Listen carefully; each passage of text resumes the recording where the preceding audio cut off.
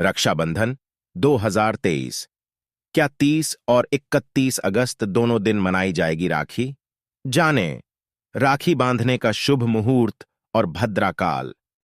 रक्षाबंधन देश भर में मनाया जाने वाला एक पारंपरिक हिंदू त्योहार है। यह भाइयों और बहनों के प्रेम का प्रतीक है।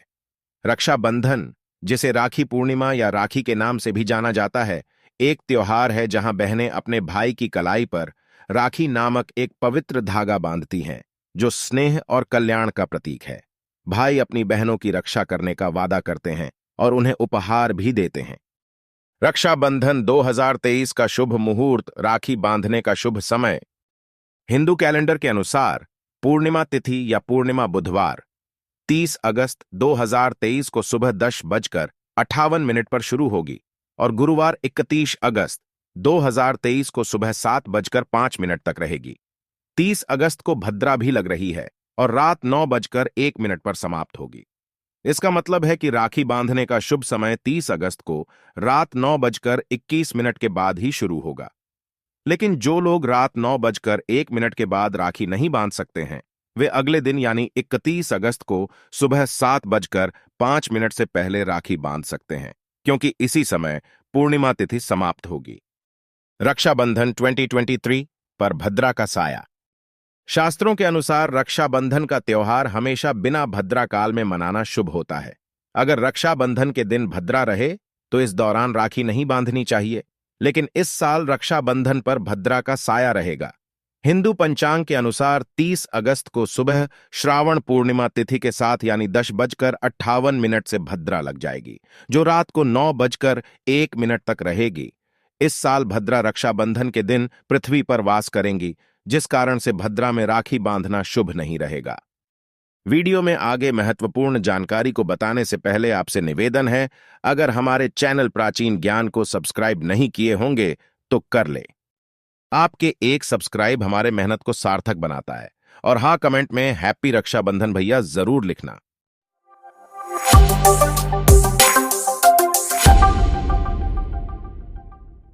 दोस्तों, आइए जानते हैं भद्रा कौन है। भद्रा का नाम सुनकर लोग घबरा जाते हैं। मान्यता है कि भद्रा काल में शुभ और मांगलिक कार्य नहीं किए जाते हैं। आखिर ये भद्रा कौन है, आइए जानते हैं।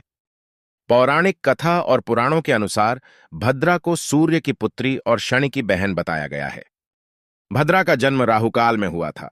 इस कारण भद्रा का स्वभाव उग्र और अशांत है। वह जिसके लिए बुरा सोचती है उसके साथ बुरा ही होता है। भद्रा भी अपने भाई शनि के बारे में बुरा सोचता था। तब शनिदेव को जीवन में कई कठिनाइयों से गुजरना पड़ा। ज्योतिष शास्त्र के अनुसार भद्रा का स्वभाव भी शनि की तरह है। शनि का स्वभाव क्रूर है। वे नियम और अनुशासन का पालन करने वाले हैं। इसके साथ ही शनि को कर्म फलदाता और न्यायाधीश भी बताया गया है। दैनिक पंचांग में भद्रा का विशेष ध्यान रखा जाता है। माना जाता है कि ब्रह्मा जी ने भद्रा को पंचांग में विशेष स्थान प्रदान किया है। पौराणिक कथा के अनुसार माना जाता है कि भद्रा यमराज और यमुना की बहन थी। भगवान वरुण भद्रा से आकर्षित थे और भद्रा का हरण कर लिया था। दोस्तों, उसके दुष्ट स्वभाव को देखकर सूर्य देव को उसके विवाह की चिंता होने लगी और वे सोचने लगे कि इस दुष्ट कुरूपा कन्या का विवाह कैसे होगा। सभी ने सूर्य देव के विवाह प्रस्ताव को ठुकरा दिया। तब सूर्य देव ने ब्रह्मा जी से उचित परामर्श मांगा।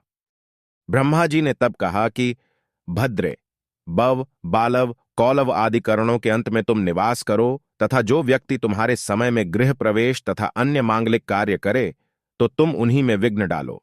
जो तुम्हारा आदर न करे उनका कार्य तुम बिगाड़ देना। जो भी भद्रा काल में किसी भी तरह का शुभ कार्य करेगा उसमें उसे सफलता नहीं मिलेगी।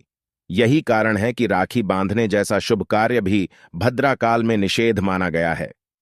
तब से भद्रा अपने समय में ही देव, दानव, मानव समस्त प्राणियों को कष्ट देती हुई घूमने लगी। इस प्रकार भद्रा की उत्पत्ति हुई। पंचांग के अनुसार जब भद्रा काल प्रारंभ होता है तो इसमें शुभ कार्य नहीं किए जाते हैं, यहां तक कि यात्रा भी नहीं करनी चाहिए। इसके साथ ही भद्रा काल में राखी बांधना भी शुभ नहीं माना गया है। पौराणिक कथा के अनुसार भाद्र में सुपर्णखा ने अपने भाई रावण को राखी बांधी थी। इसके बाद उसने झूठ बोलकर दशानन को सीता का हरण करने के लिए उकसाया। इसके बाद रावण का सर्वनाश हो गया। देवी देवताओं के कहने पर भद्रा ने रावण की मृत्यु के समय अपनी छाया डाली। भद्रा काल में राखी बांधने से रावण के पूरे कुल का नाश हो गया। वहीं एक कथा यह भी है कि भद्रा ने शनि को राखी बांधने की इच्छा जताई थी। तब भद्रा द्वारा राखी बांधने के कारण शनिदेव संकटों से घिर गए थे। उस दौरान महादेव ने शनि की रक्षा की थी। इसी कारण से भद्रा काल में राखी नहीं बांधी जाती। भूलकर ऐसी रखी मत बांधना, भाई पर आता है घोर विपत्ति कष्ट संकट। अक्सर बाजार से राखियां खरीद कर घर लाते वक्त वो टूट जाती हैं और हम उसे वापस जोड़कर सही कर लेते हैं। ज्योतिष के मुताबिक अगर कोई राखी खंडित हो जाए तो उसका प्रयोग वर्जित होता है। ऐसी राखी को भाई की कलाई पर कभी नहीं बांधना चाहिए। बाजार में आपको प्लास्टिक के इस्तेमाल से बनी कई रंग बिरंगी राखियां देखने को मिल जाएंगी, लेकिन क्या आप जानते हैं प्लास्टिक को केतु का पदार्थ माना गया है और ये अपयश को बढ़ाता है। इसलिए इस त्योहार पर आपको प्लास्टिक की राखियां खरीदने से बचना चाहिए। बाजार में राखियां खरीदते वक्त इस बात का ख्याल रखें कि वे किसी धारदार या नुकीली चीज के प्रयोग से ना बनी हो। शुभ मौकों पर ऐसी चीजें अशुभ मानी जाती हैं, इसलिए ऐसी राखी खरीदने से बचें। रक्षाबंधन पर भाई राखी बांधने वाली बहन को उपहार भी देते हैं, लेकिन इस मामले में भी वे कई बार गलती कर बैठते हैं। ज्योतिष के मुताबिक इस दिन बहन को धारदार या नुकीली चीजें नहीं देनी चाहिए, जैसे छुरी कांटे का सेट, मिक्सी, आईना या फोटो फ्रेम जैसी चीजें नहीं देनी चाहिए। इसके अलावा बहन को रुमाल, जूते, चप्पल या सैंडल जैसी चीजें भी गिफ्ट नहीं करनी चाहिए। ज्योतिष में बुध को बहनों का कारक माना गया है, इसलिए आप इस ग्रह से जुड़ी चीजें दे सकते हैं। आप उन्हें गैजेट या कोई इलेक्ट्रॉनिक आइटम गिफ्ट कर सकते हैं। आइए जानते हैं राखी क्यों बांधना चाहिए अपने भाई को।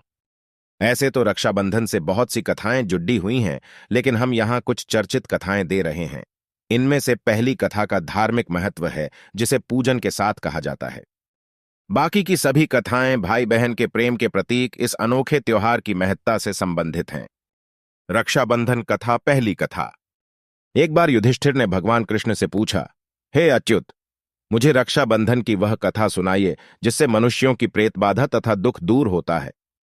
भगवान कृष्ण ने कहा, हे पांडव श्रेष्ठ, एक बार दैत्यों तथा असुरों में युद्ध छिड़ डट गया और यह युद्ध लगातार 12 वर्षों तक चलता रहा। असुरों ने देवताओं को पराजित करके उनके प्रतिनिधि इंद्र को भी पराजित कर दिया। ऐसी दशा में देवताओं सहित इंद्र अमरावती चले गए। उधर विजेता दैत्यराज ने तीनों लोकों को अपने वश में कर लिया। उसने राजपद से घोषित कर दिया कि इंद्रदेव सभा में न आएं तथा देवता व मनुष्य यज्ञ कर्म न करें। सभी लोग मेरी पूजा करें। दैत्यराज की इस आज्ञा से यज्ञ, वेद, पठन पाठन तथा उत्सव आदि समाप्त हो गए। धर्म के नाश से देवताओं का बल घटने लगा। यह देख इंद्र अपने गुरु बृहस्पति के पास गए तथा उनके चरणों में गिरकर निवेदन करने लगे, गुरुवर, ऐसी दशा में परिस्थितियां कहती हैं कि मुझे यहीं प्राण देने होंगे। न तो मैं भाग ही सकता हूं और न ही युद्ध भूमि में टिक सकता हूं। कोई उपाय बताइए। बृहस्पति ने इंद्र की वेदना सुनकर उसे रक्षा विधान करने को कहा। श्रावण पूर्णिमा को प्रातःकाल निम्न मंत्र से रक्षा विधान संपन्न किया गया। येन बद्धो बलिर्राजा दानवेंद्रो महाबला तेन त्वाम भिवदनामि रक्षे मचल मचल। इंद्राणी ने श्रावणी पूर्णिमा के पावन अवसर पर द्विजों से स्वस्थिवाचन करवाकर रक्षा का तंतु लिया और इंद्र की दाहिनी कलाई में बांधकर युद्ध भूमि में लदडिडीने के लिए भेज दिया। रक्षाबंधन के प्रभाव से दैत्य भाग खड्डेढ़े हुए और इंद्र की विजय हुई। राखी बांधने की प्रथा का सूत्रपात यहीं से होता है। रक्षाबंधन की दूसरी कथा। भारतीय इतिहास के अनुसार मुसलमान शासक भी रक्षाबंधन की धर्म भावना पर न्योछावर थे। जहांगीर ने एक राजपूत स्त्री का रक्षा सूत्र पाकर समाज को विशिष्ट आदर्श प्रदान किया। इस संदर्भ में पन्ना की राखी विशेषतः उल्लेखनीय है। एक बार राजस्थान की 2 रियासतों में गंभीर कलह चल रहा था। एक रियासत पर मुगलों ने आक्रमण कर दिया। अवसर पाकर दूसरी रियासत वाले राजपूत मुगलों का साथ देने के लिए सैन्य सज्जा कर रहे थे। पन्ना भी इन्हीं मुगलों के घेरे में थी। उसने दूसरी रियासत के शासक को, जो मुगलों की सहायतार्थ जा रहा था, राखी भेजी। राखी पाते ही उसने उलटे मुगलों पर आक्रमण कर दिया। मुगल पराजित हुए।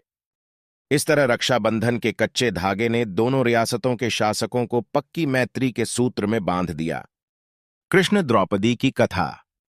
एक बार भगवान श्री कृष्ण के हाथ में चोट लग गई तथा खून की धार बह निकली। यह सब द्रौपदी से नहीं देखा गया और उसने तत्काल अपनी साढ़ी का पल्लू फाड़कर श्रीकृष्ण के हाथ में बांध दिया। फलस्वरूप खून बहना बंद हो गया। कुछ समय पश्चात जब दुशासन ने द्रौपदी की चीरहरण किया, तब श्रीकृष्ण ने चीर बढ़ाकर इस बंधन का उपकार चुकाया।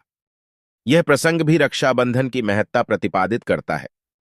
दोस्तों, रक्षाबंधन की यह महत्वपूर्ण जानकारी कैसा लगा, हमें जरूर बताएं और वीडियो को आगे शेयर करना न भूलें ताकि अब लोग भद्रा से होने वाले हानि से बच सके। इससे आपको पुण्य मिलेगा। धन्यवाद।